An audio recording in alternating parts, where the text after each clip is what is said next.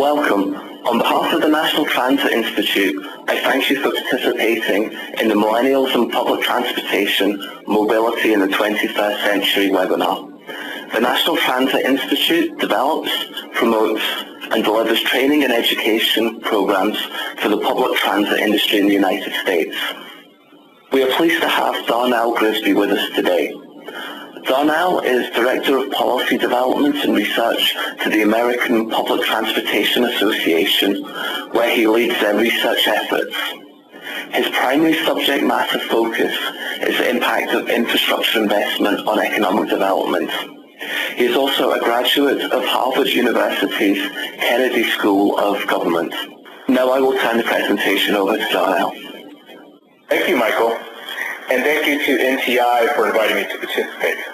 I'd like to thank all of you for being a participant in this webinar, and I'm quite happy to give you the findings of our latest study on millennials. This generation, the millennials, happen to be the largest and most diverse generation in American history. In fact, 40% of millennials are either African American, Latino, Asian, or racially mixed, compared to only 25% in earlier generations. This generation is also living through times of economic change and changes in technology. History shows us that the combination of changes in technology, such as the advent of the smartphone, technology such as the radio or television, combined with macro forces that shape behaviors, such as the Great Recession, the Great Depression, or World War II, can actually lead to big changes in our society that can last for generations. It is in this context that millennials, with their relative propensity for an urban lifestyle, whether they live in suburbs or in the city, they also have this great dexterity with technology, and they're starting careers in economically challenging times, which can have a lasting impact on their society and how they interact with it. In fact, they're already leading to big changes in society right now. This study was conducted for the American Public Transportation Association with funding provided through the Transit Cooperative Research Program. The TCRP is sponsored by the FTA, directed by the Transit Development Corporation, which is the education and research arm of APTA, and is administered through the National Academies of Science through the Transportation Research Board. The work was guided by a project panel with representatives from several national, state, and transportation research and planning organizations, with private consultants and the American Public Transportation Association. The research itself was conducted by Latitude Research, who led the research as directed by the project panel. This study's primary objectives include to understand millennials' lifestyle and decision-making processes, with an emphasis on their mobility habits. We do this through identifying the key factors that affect their lifestyle decisions, including post-recession attitudes about the economy, a renewed interest in local community, the impact of new information technologies, and their urban attraction. We identified how millennials make their mobility decisions in a holistic way. We noticed they consider all the means of transportation, such as driving, personal vehicles, public transportation, and other mobility options, taking into account the effect of major lifestyle decisions on their choices, and also understanding how these considerations may change as they grow older. We identified key hurdles and benefits to various mobility options, including the accessibility, convenience, time, community, attraction, and fluidity with other mobility options, such as the use of transit or cars. Phase one of the research was focused on in-depth phone interviews and mobility journaling, where we actually tried to get into the actual habits, their daily habits and attitudes.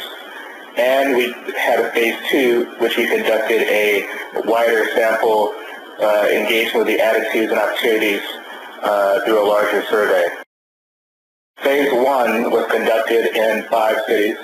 They were Boston, San Francisco, Austin, Boulder, and Minneapolis. The interviewees were between the ages of 18 to 34, mix of women and men, and they all take a variety of different types of public transportation at least once a week. They are a mixture of car owners and non-car owners. They live in both urban and suburban dwellings, and they have a variety of ethnicities, income levels, and education. Phase 2 was a wider survey with over 1,000 participants in a variety of additional cities across the country, and was conducted through a 17-minute online survey. The primary goals were to explore the attitudes towards mobility generally, including factors that play a role in their decision-making. Also to understand the current mobility habits and behaviors across various demographic and lifestyle groups, and to uncover opportunities for public transportation as well. The context of this document is to speak with millennials about their choices, those who live just inside or outside of the urban centers and use public transportation and a variety of other options, to understand millennials' mindsets around their living and transportation choices, and to provide a summary of observations from our research. Key finding we have here is that cost and convenience, as well as exercise, are the key and top motivators when it comes to transportation choices. We also found that mobile technology and digital services are also playing a key role in public transportation change, much like we have found with other industries around the world actually. We also noted that purchase options that don't currently exist in public transportation widely, such as loyalty programs and companion fares, are also sought by this generation. Key opportunities exist to promote public transportation as a go-to option. This generation is open to that idea. Public transit has the opportunity to address perceived barriers that push people to drive, as well as to actually take advantage of key opportunities to better connect us with other modes that they might use, because they view us as the backbone of their transportation and mobility choices, which we'll get into later. We also found that millennials are very much into the environment, multitasking, and connecting to their community, which actually will drive our ability to fully capitalize on the opportunities that we are afforded from millennials. Research shows that driving a car is still the primary preferred option and mode of transportation for this generation, contrary to some of the popular conceptions we might have. But this is okay, I'll get into that later, primarily because each and every time they have a mobility option or a choice to travel, they actually have a very agnostic, if you will, view of what mode to take, which gives us an opportunity that we may not have had in prior generations. Truly the key here is competitive advantage. I want to show you some of the primary competitive advantages that public transportation has vis-a-vis the automobile. The ability to pay per use, the ability to actually be better for the environment, along with the fact that it's affordable. But here's a key thing. The ability to socialize online and connect online, which you cannot do when you're driving, is a key competitive advantage of public transportation. Also, some of the key competitive advantages of car use would be you can do it when the weather's bad or that you need to run errands that require you to carry bags.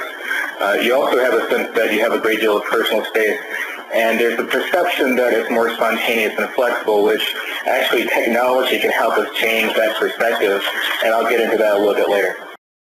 This is some of the more situational values that you can see that when it comes to traveling alone, we actually compete very well with the car, 43 to 47% there.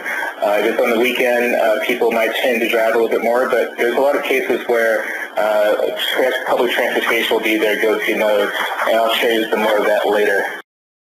There are perceived benefits in public transportation usage. It goes through a variety of different categories you don't see with the use of a car. The pay-per-use things I mentioned, and really the sense of a community of people like me, which actually this generation is very much into philanthropy and volunteering their time and have a connection to their neighbors, which is a key value factor that public transportation appeals to. And I'll show you more detail on that later. However, we do have some perceived barriers to address. This notion that there's a lack of personal space, that there's a timing issue, but once again, technology can help us address those issues, and I'll show you how technology can actually, A, get rid of some of these perceived barriers, and B, increase the perceived benefits to public transportation, and therefore close the gap we have with car usage, at least for this generation. One of the key issues in this generation tends to be quite okay with, and it's a value that they hold, is that they use a variety of mobility options to get around. They might bike to the train station, they might drive to the train station, they might take a bus, they might walk, they might use a bike share or a taxi cab option. They truly are agnostic when it comes to mobility options, and they oftentimes will string together a variety of types of mobility options for a single trip. As you can see on this slide, 3 is the average number of transportation options used in a typical trip. And this is a behavior that a large number of them are seeing, not just in their own behaviors, but also with their friends as well, so it's gaining currency. There's a variety of reasons why folks might have a variety of different transportation options they use. I'll get into that a little bit later. One of the key things about our sample group here is that half the participants have public transportation within 2 blocks of their home. We also know that this is much higher than the average, and in fact some surveys show that only half of Americans have access to public transportation. So for this group to have service within 2 blocks of their home, this is a key factor that shows they're moving to these areas for a given reason. And it makes having public transportation a key driver of economic development for us. We find that this is also happening not only when they're single, but also when they're parents. We see that whether you live alone or if you're a parent with kids, you're more likely to live downtown or near downtown. There is not a particular difference, though, in car ownership versus non-car ownership when it comes to being close to downtown. So you might have a condominium downtown or apartment downtown, but you have a car you keep in the garage. You may use that a lot less often than folks in prior generations have used, but you still might have one, which I'll get into a little bit later. Car ownership and purchase plans sort of vary given the city you live in, is what we found, but generally the majority of the people in this sample have a car, and a small number of them plan to actually buy a car in the future.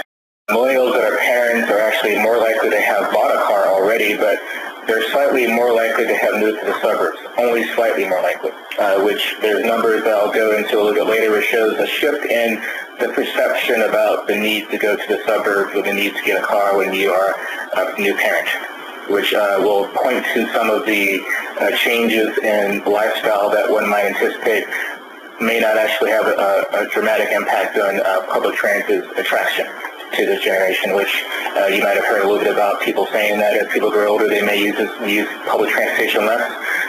That may not be the case in this situation. On an attitudinal level, we find that parents that are millennial actually feel like they have a variety of options they can use, and they can live with or without a car, they can live in an urban setting or suburban environment, but they feel like they have a variety of options. They're not driven to have to make a choice about where they live based on being a parent, which is a change. However, they are more likely to opt into a car ownership strategy, but it's only part of a multimodal strategy that they have. So public transportation will still be a key mobility option for them even as a parent. So even getting around varies. Young millennials are actually more likely to stay at home, which one would expect. One of the interesting things here is that people with roommates are more likely to say that mobility-related options are a reason to live where they do. This may be a function of both changes in lifestyle and also economics. Those without children are actually more likely to live in an area because of public transit options being available. However, we will note that you see 29% amongst parents say that availability of public transportation options was a motivation for living where they do. However, as it says, it's a smaller but still sizable group of parents with similar urban-centric and public transit priorities. This actually goes in line with other research that we've seen that the market is essentially split into 3 these days when it comes to people looking to purchase a home.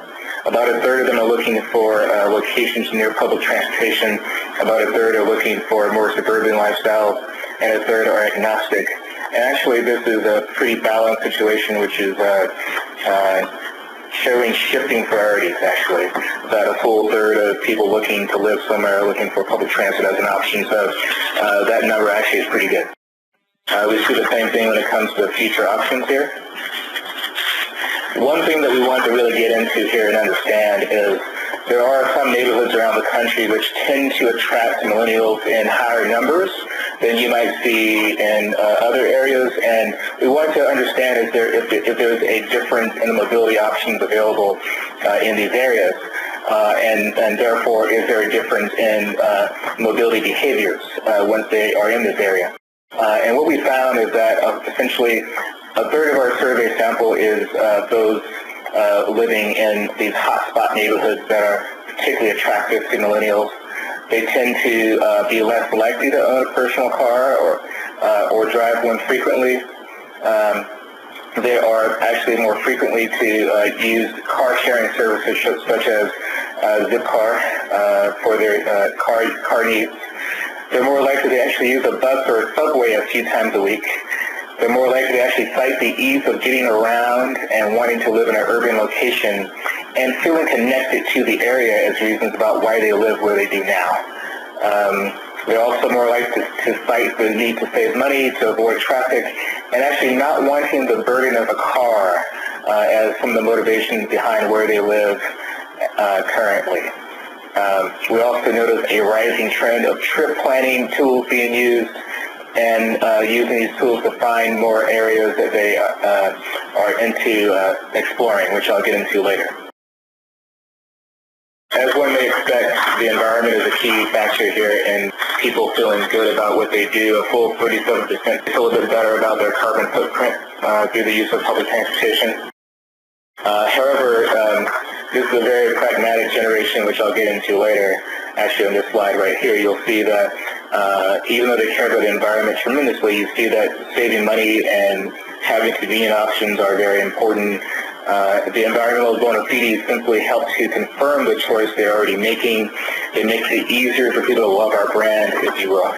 Now, there's a variety of share-based options that people like to use, and you see this increasingly as part of the trend that people in this generation are having, such as using bike share options. This has some import for our public transportation, which I will explain a little bit more in detail later when it comes to outcomes. One key issue here is that this generation is actually working anytime and anywhere as part of the pragmatism of the generation. One of the key advantages of public transportation over other modes is the ability to work while you travel, because you can be online, you can be in your laptop, be in your iPad or your tablet device or your phone, and actually be checking work email or doing whatever. And this makes us conducive to being part of their plugged-in lifestyle. And the more plugged in we are, the more likely they are to actually love the brand once again. Going on to social and community connections, this working anytime, anywhere is also part of also being connected to your friends, and it's part of the era that we live in.